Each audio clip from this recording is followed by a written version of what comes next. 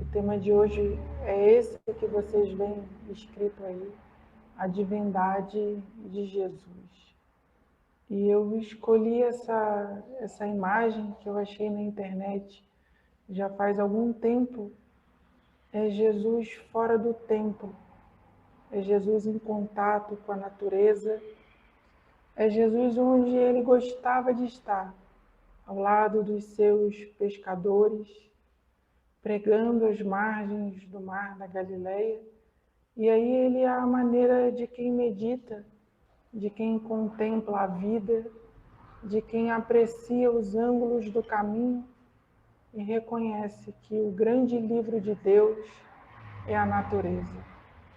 E essa imagem, esse cenário, era um cenário cosmopolita, porque ali na região da Galileia chegavam pessoas de todas as partes do mundo conhecido naquele tempo. Chegavam os gregos, os romanos, os indianos, pessoas vindas da Pérsia. Era um encontro de etnias, de idiomas, de comércio, de cultura e de conhecimento. Então, a alma do Cristo é uma alma cósmica, é uma alma universal. E esse é um dos grandes caráteres da doutrina espírita. E quando nós vamos falar da divindade de Jesus, é impossível falar de absolutamente tudo. Primeiro, por conta da nossa inteligência limitada. E depois, porque, como disse João, ainda que se reunissem todos os livros da terra, não seria possível escrever tudo quanto fez o Cristo Jesus. As obras que ele realizou foram condensadas nos escritos apostólicos. É tão somente uma síntese, é a seiva do que a humanidade precisa saber. Mas é impossível enclausurar o Cristo nos limites de um livro, de um dogma ou de uma religião. A própria doutrina espírita, ela não se encontra completa sobre a Terra. É uma doutrina de revelação. Então, o que nós sabemos é tão somente uma fração daquilo que os espíritos superiores puderam nos revelar. Mas a doutrina é infinitamente superior em conhecimento, em informação, em relação àquilo que está contido nos livros. E até mesmo quanto àquilo que está nos livros, nós ainda não compreendemos nem mesmo 1% dessas informações. O quanto que Kardec ainda precisa ser estudado. O quanto que as revelações de André Luiz ainda vão servir à humanidade futura. A psicologia profunda de Joana de Ângeles, as interpretações do Evangelho feitas por Emmanuel. Então as coisas vão se desdobrando e se abrindo aos nossos olhos conforme a lei de progresso e o nosso aproveitamento. Então nós vamos falar do Cristo Jesus, do homem-Deus, do maior sol que pisou na crosta do nosso planeta. E aí eu coloquei assim, ó, nele não há pátria. Em Jesus não há pátria. Aí nós pegamos da Revista Espírita de 1864. Allan Kardec escreveu: a força do espiritismo não reside na opinião de um homem ou de um espírito. Está na universalidade do ensino dado por estes últimos, ou seja, pelos espíritos. Ainda como disseram a ele que se queimassem todas as obras espíritas, como se fez no Auto de Fé em Barcelona, ainda assim nada se teria perdido, porque se pode queimar os escritos, mas é impossível que se queimem os autores. São as inteligências imortais. Então, o caráter da nossa doutrina é um caráter apátrido. O espiritismo, ele não tem bandeiras, ele não tem nacionalidade. Ele surge no mundo na França, mas não é francês. Ele se espalha no Brasil, mas não é brasileiro. Ele não pertence a continentes, porque a doutrina espírita sai do coração do Cristo. E Jesus, embora tenha nascido em Israel, embora fosse um rabi, embora tenha vivido a maior parte da sua infância na região da Galileia, Jesus foi chamado por Paulo de o sumo sacerdote de Deus, segundo uma ordem eterna. E por que eu falo essas coisas?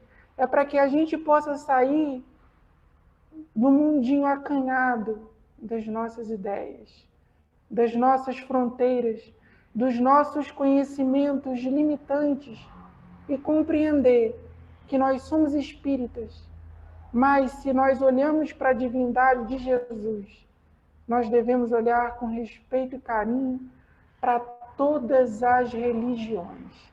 Na casa espírita, ninguém pergunta: você é judeu? Você é umbandista? Você é evangélico? Todos que chegarem devem ser atendidos e recebidos segundo a mesma lei que coloca a caridade acima de todos os preceitos humanos. Jesus ensina o seu evangelho primeiramente aos judeus, mas Paulo leva a gentilidade, ou seja, a todo mundo, cravando a força e o caráter universal do ensino de Jesus. É por isso que os espíritos estão dizendo: olha, o nosso crivo é o crivo da universalidade. O primeiro espírito a ditar uma mensagem no Evangelho segundo o Espiritismo se apresenta como um espírito israelita, ou seja, fazendo menção à primeira revelação. E depois vem todos os outros, Fenelon, Santo Agostinho, mostrando que era uma doutrina que expandia as fronteiras, porque Deus não é Deus de um templo, Deus não é Deus de uma religião, mas do universo inteiro, dos mundos conhecidos e dos mundos desconhecidos, dos mundos materiais e dos mundos etéreos.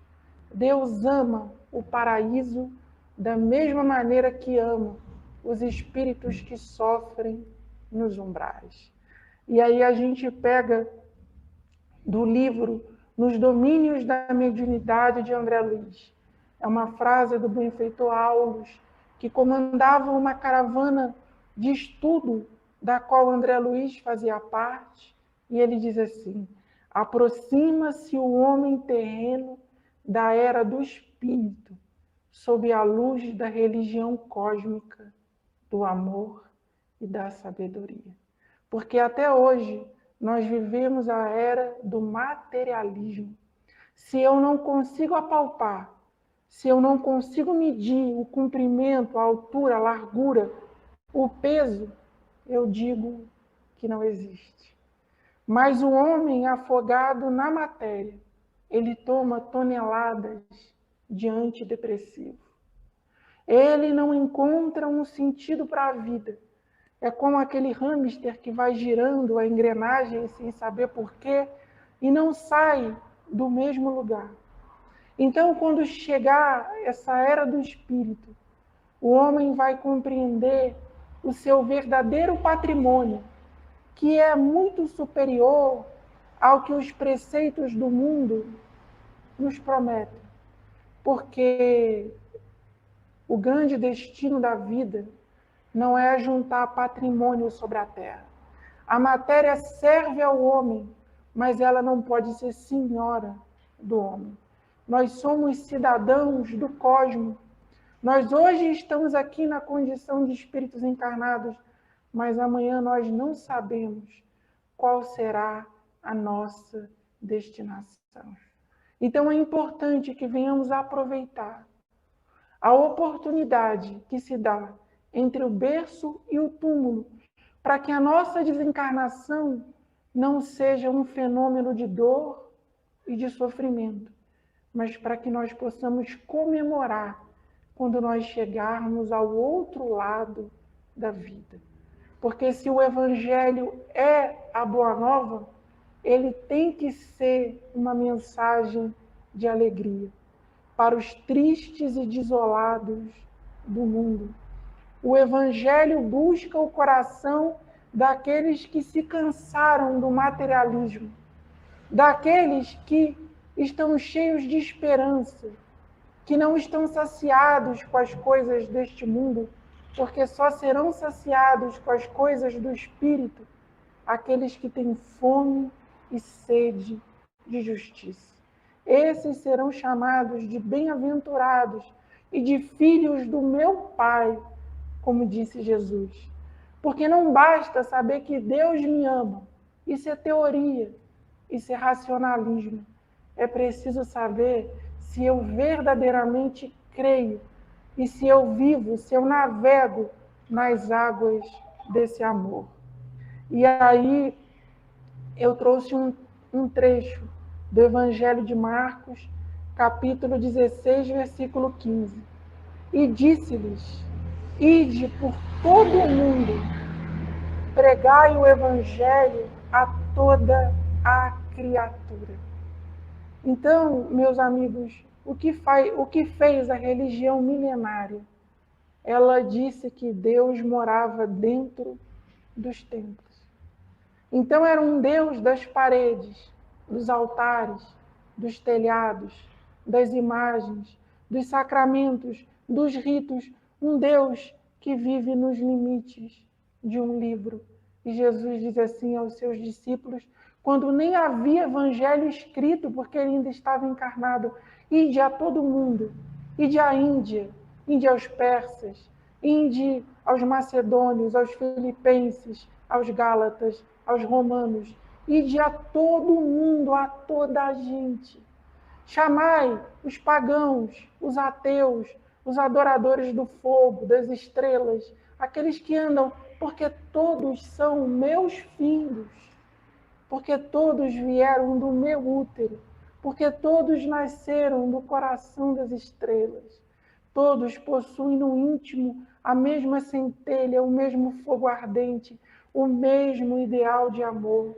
Não fazei acepção de pessoas, não separai por castas, por religião, por política, por cor de pele, por idioma, por conhecimento. Não façais isso, porque são os fariseus, são os saduceus, são os senhores dos templos, são aqueles que trazem em punho as espadas e os canhões.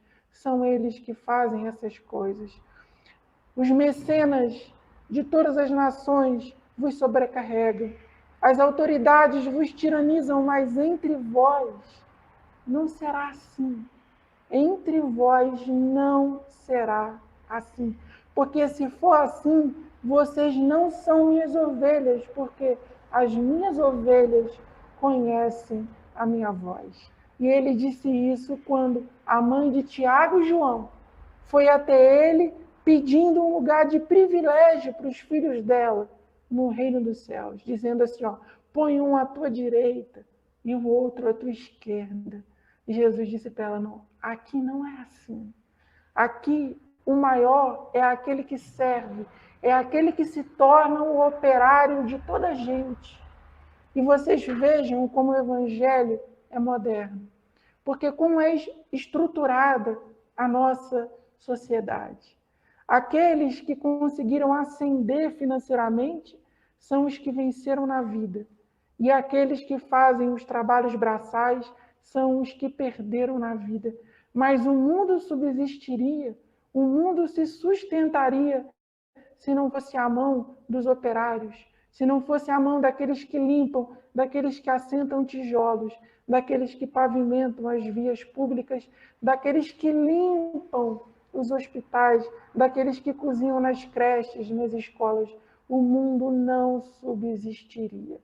Por isso que na sua divindade, Jesus não chamou os doutores da lei, Jesus chamou os pescadores simples e humildes da Galileia. Simão Pedro era pescador, Simão Pedro acordava antes do sol nascer para lançar sua rede ao mar e com o suor do seu rosto ter o pão de cada dia. Foi nesse cenário que Jesus foi chamar as vozes que legaram à humanidade futura a mensagem imortal do seu evangelho. E aí a gente avança o perfume do evangelho em toda parte. Aí, meus amigos, eu vou pedir assim para que vocês não estranhem, porque geralmente a gente traz frases do contexto espírita, como eu trouxe no primeiro slide. Mas aqui eu fiz isso para mostrar que o evangelho foi semeado no mundo inteiro e que a lei de Deus é verdadeiramente a lei da consciência. Porque não importa se diz espírita ou cristão, o Espírito da verdade sopra aonde quer. Como é que Deus abandonaria os hindus? Como Deus abandonaria os chineses? Como Deus abandonaria os índios nas florestas amazônicas? Como eles não receberiam a mensagem da revelação divina? Como o Senhor da vida esqueceria dos seus filhos e olharia apenas para uma porção do ocidente da terra? Aí eu trouxe uma frase da sabedoria hindu, que ninguém sabe quem disse, mas o certo é que ela foi dita. Ser como o sândalo que perfuma o machado que o fere. Está escrito em Mateus? Não. Está escrito em Marcos? Não. Está escrito em Lucas e João? Também não. Paulo escreveu assim nas suas cartas? Também não. Mas é evangelho. Porque traz o caráter do evangelho. Traz a essência do evangelho. Ser como o sândalo que perfuma o machado que o fere. Não tem tudo a ver? Perdoai 70 vezes 7. Tem tudo a ver. Perdoai, reconciliai-vos com os vossos adversários, enquanto vais a caminho com ele. Está lá na Índia, está lá na sabedoria hindu, está lá nos textos sagrados dos Vedas. Ser como o sândalo que perfuma o machado que o fere. Agora uma frase do poeta Rumi, escritor e poeta persa, que viveu em torno do ano 1200. Ele diz assim: por que você se encanta com o mundo exterior quando uma mina de ouro está dentro de você? Tudo no universo está dentro de você. Pergunte tudo a partir de si mesmo. Não lembra a frase de Santo Agostinho, no Livro dos Espíritos? Conheça-te a ti mesmo. E não lembra o que Jesus disse? Que os verdadeiros tesouros estavam no coração? E não lembra quando ele contou a parábola dos talentos ou a parábola das minas? Olha o perfume do Evangelho se espalhando por todas as nações. E aqui um ditado iorubá. Olha, às vezes uma religião tão atacada, tão perseguida, usando da sua crença. Ele diz assim: Exu matou um pássaro ontem com uma pedra que só jogou hoje. Não lembra quando Jesus disse assim: olha, tudo quanto pedirdes ao meu Pai, creia que antes de você pedir, em verdade você já recebeu. Então, se eu peço, por exemplo, para passar na prova de um concurso, se eu crer no meu coração, antes de fazer a prova, as coisas já se realizaram em meu favor. Se eu usar o meu livre-arbítrio, se eu aproveitar o tempo, se eu estiver de acordo com a minha consciência, não é uma questão de esperar o calendário. As coisas já aconteceram em meu proveito. Não é assim que as pessoas às vezes acordam pela manhã dizendo: eu sonhei com tal coisa. Passa 1, 2, 3 dias, 1 ano, aquela coisa acontece. E ela já sonhou antes. Isso é muito mais do que um efeito mediúnico, do que uma predição, do que uma profecia, é quando a pessoa escuta a voz da consciência. Então, isso alarga os horizontes da fé. Como é que uma coisa pode cair com uma pedra hoje, sendo que eu só vou jogar essa pedra amanhã? É porque o espírito não se limita nem ao tempo, nem ao espaço. Se Deus estivesse limitado ao tempo e ao espaço, Deus seria matéria. E Deus não é matéria. Deus não é feito de carne e osso, Deus é espírito. E os seus verdadeiros adoradores o adoram em espírito e verdade. Então, esse olhar de Jesus, ele tira os preconceitos, porque diz que eu posso conversar com um pastor tranquilamente. Eu posso ouvir o sermão de um padre. Eu posso conversar com um judeu. Eu posso conversar com um bandista. E aí eu lembro da palavra de Paulo. Ouvi de tudo, mas retende o bem. Não é que eu vou absorver tudo, mas eu tenho que reconhecer que em toda parte há a luz do amor de Deus.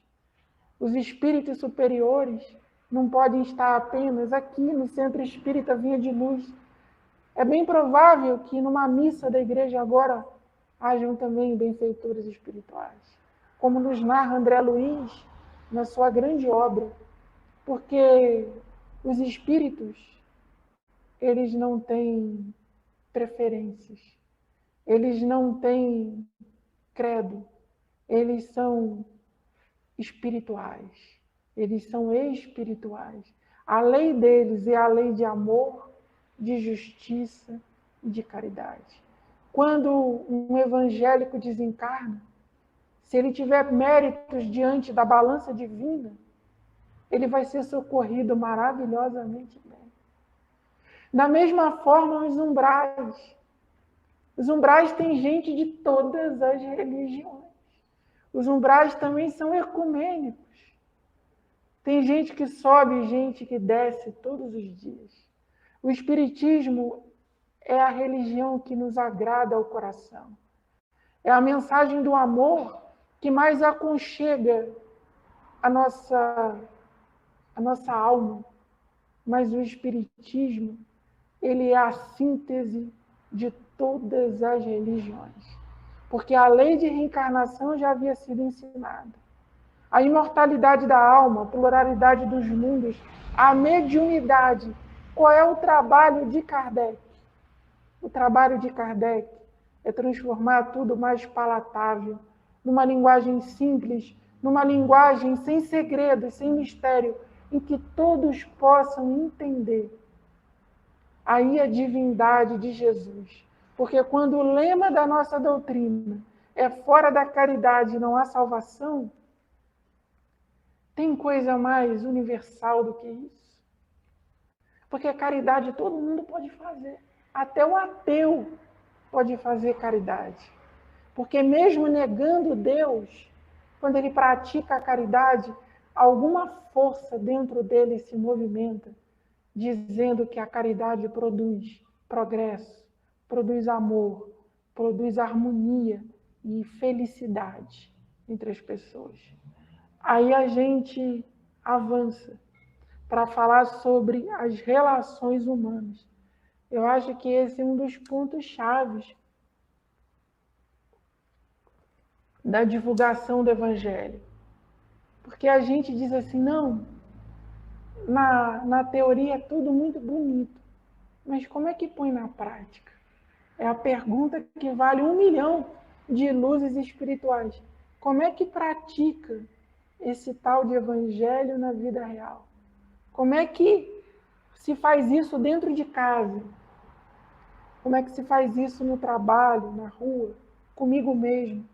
Aí eu trouxe uma frase de Jesus, uma pergunta dele bem conhecida. Está no Evangelho de João. Simão Pedro, tu me amas? Simão Pedro, tu me amas? Já pensou uma pergunta dessa para a gente? Tu me amas? Eu acho que a gente tem que entrar no contexto dela. Jesus chama os seus apóstolos 3 anos antes dessa pergunta. Vai chamando, chama André, chama Pedro, chama Tiago, chama João. E quando ele chama, ele só diz assim: vem e me segue. O magnetismo dele era tão profundo que o vem e me segue já bastava. E aqueles homens sentiram que nele havia alguma coisa de divino, alguma coisa de sagrado. Mas Jesus, quando ele encontra esses discípulos, ele não enche esses homens de perguntas. Jesus não queria saber se os discípulos o amavam naquele momento. Sabe por quê, gente? Aí eu coloquei aqui embaixo. Ó.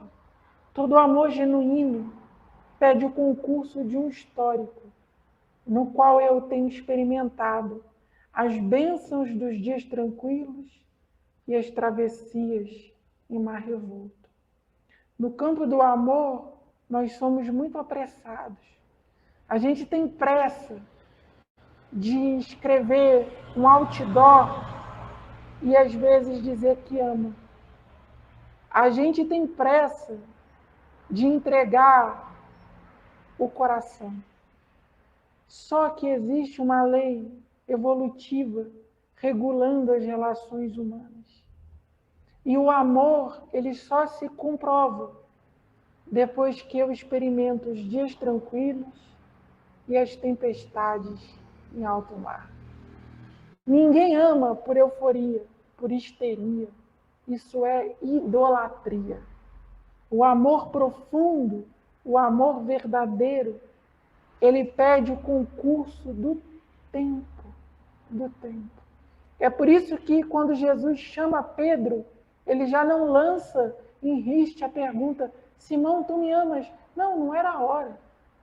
Pedro ainda precisava ver muita coisa.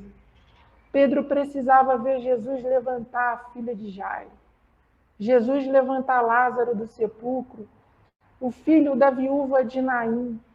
Pedro precisava ver Jesus multiplicar pães e peixes. Acalmar as tempestades em alto mar.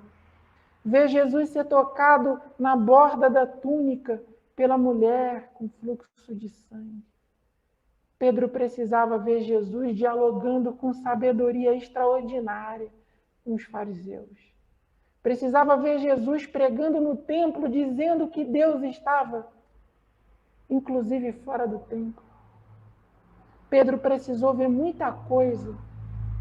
Pedro precisou negar Jesus para que Jesus fizesse essa pergunta a ele.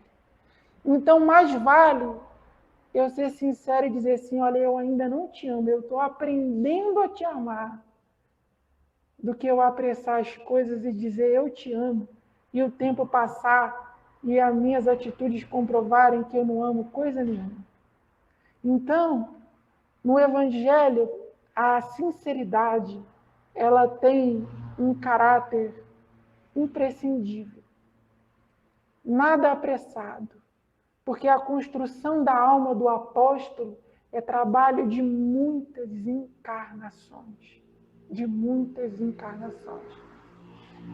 Nós somos os ceareiros de Jesus, trabalhadores de boa vontade, mas nós ainda estamos muito longe do espírito apostólico.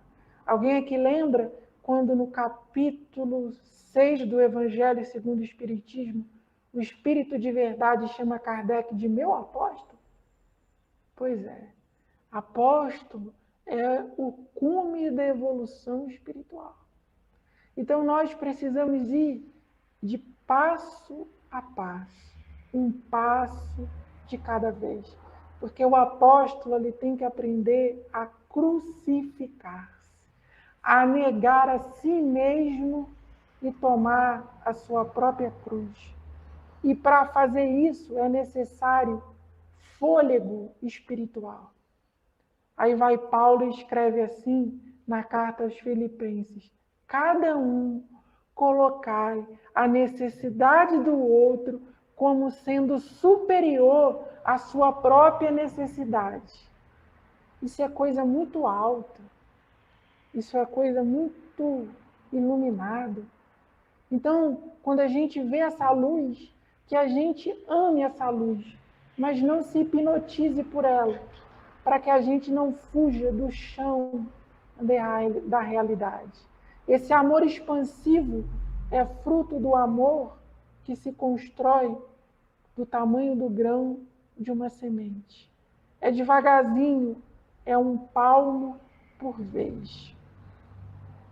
Sem a mesa da ceia e o barco do trabalho, Jesus não ensinou a amizade do amor. Era preciso a convivência, o partilhar do pão, o compartilhar do vinho. Tem passagens no Evangelho que diz, olha, enquanto Jesus se aproximava, os apóstolos reparavam, consertavam as suas redes de pesca. Ou seja, eu preciso ter andarilhagens com uma pessoa para que o meu amor por ela verdadeiramente se desenvolva. Os grandes amores sobre a terra não são amores construídos apenas em uma única vida. São amores de muitas vidas, de muitas. Aqueles que se amam pelo olhar, aqueles que se reconhecem pela vibração espiritual, que se acolhem, eles já viveram incontáveis reencarnações. E pasmem, viveram incontáveis reencarnações em nações espalhadas pela terra, em muitas religiões. Eu lembro quando uma vez perguntaram ao Chico assim, Chico, há quanto tempo você está com o espírito de Emmanuel? Ele vai dizer assim, que eu me lembre, há pelo menos 7 encarnações.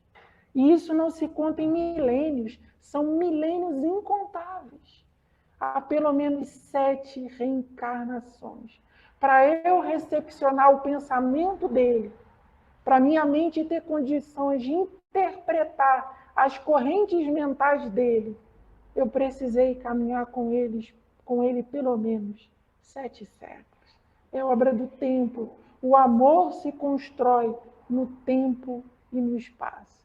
E aí tem uma coisa linda, que quando se constrói no tempo e no espaço, é uma caravana que nunca se dissolverá. É uma caravana imortal. As falanges se organizam conforme as suas afinidades espirituais.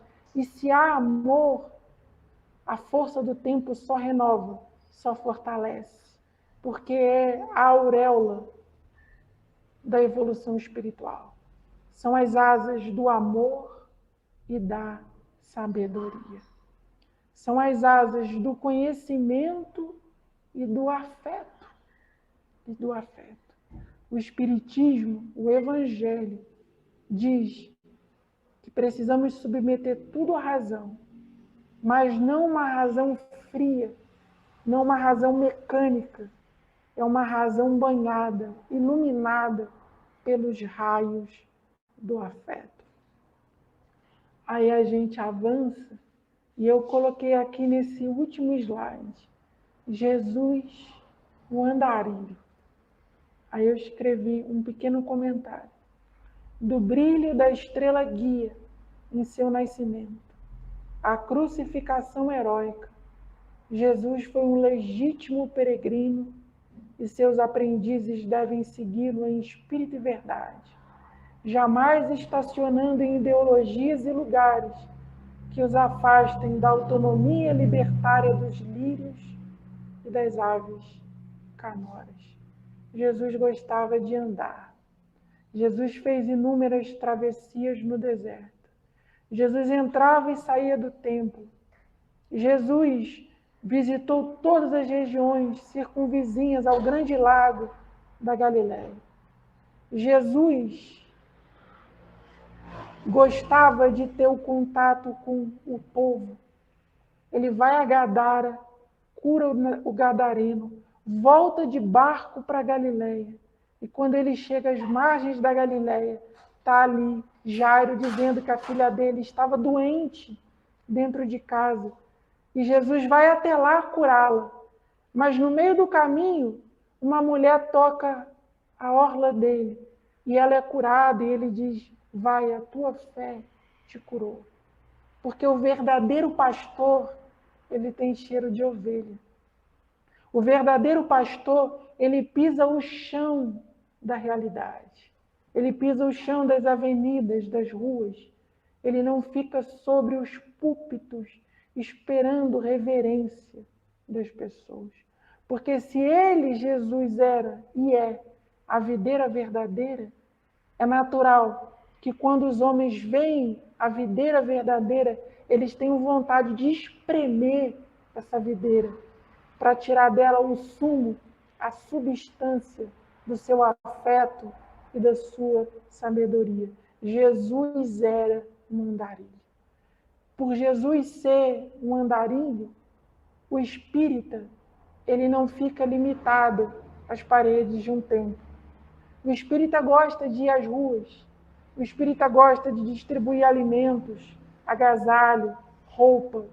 O espírita gosta de entrar em contato com os esquecidos, os invisíveis sociais. Chico Xavier fez assim e tantos outros fizeram assim.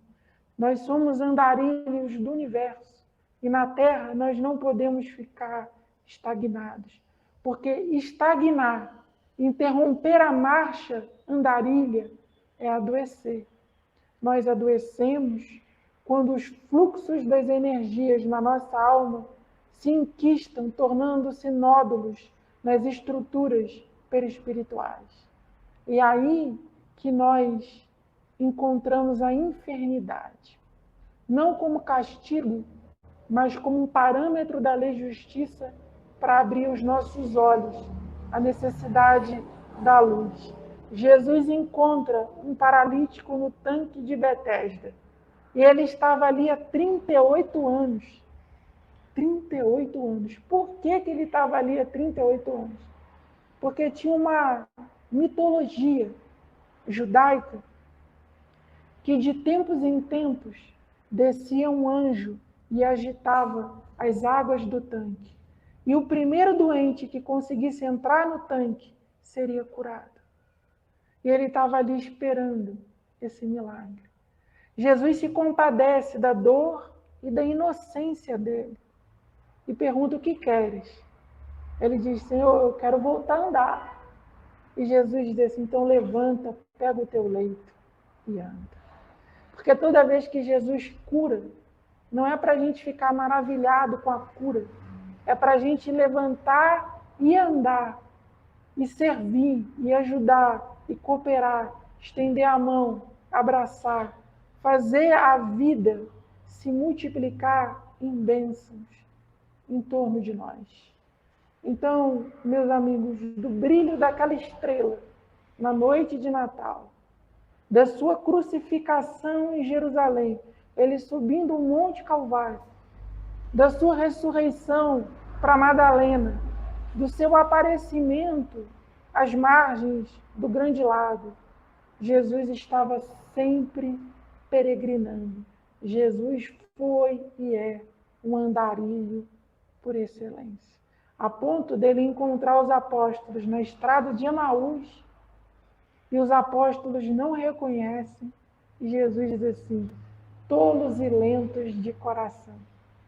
Tolos e lentos de coração. Para que a gente possa vencer as nossas tolices e as nossas lentidões de coração. Nós precisamos dessa essência que ressignifica a vida. Para que a vida tenha gosto, tenha sabor. Nós temos bom ânimo no coração. Nós tenhamos uma vida que vale a pena. Porque nesses dias eu estava pensando, não deve ser nada bom, né? Desencarnar e descobrir que não valeu a pena. Acabou a festa. E o dono da festa está triste, porque não valeu a pena. E o dono da festa não vê amigos em volta dele. o dono da festa se vê em escuridão. Não deve ser muito legal. Então, para que essa vida agora vale a pena, é importante a gente prestar atenção em Jesus. A gente fala assim, Jesus Cristo, como Cristo fosse um sobrenome, não. Jesus o Cristo. Porque Cristo é uma qualidade de um espírito divino. Divino. Depois que Jesus foi chamado mestre, chamar mais alguém de mestre é estelionato. Só ele recebeu e mereceu esse título sobre a terra. É o homem integral, é o homem Deus, é o homem divino, é o sol da imortalidade. O Evangelho é a vida dele. A mensagem dele é tão extraordinária que depois dele, os profetas que o antecederam a mensagem se esmaece. Porque o Evangelho é o princípio e o fim. É o alfa e o ômega de toda a criação. É aí que João vai dizer no seu Apocalipse, que naquele dia, no final dos tempos, que Kardec interpreta na Gênese, no capítulo São Chegados os Tempos, naquele dia, João diz, um anjo carregava consigo um evangelho eterno. E não era feito de páginas, é feito de luz. É feito de luz. Onde está escrito evangelho? O evangelho está escrito nas consciências que despertaram para a luz maior. Muito, muito obrigado, meus amigos, pela atenção e até a próxima vez.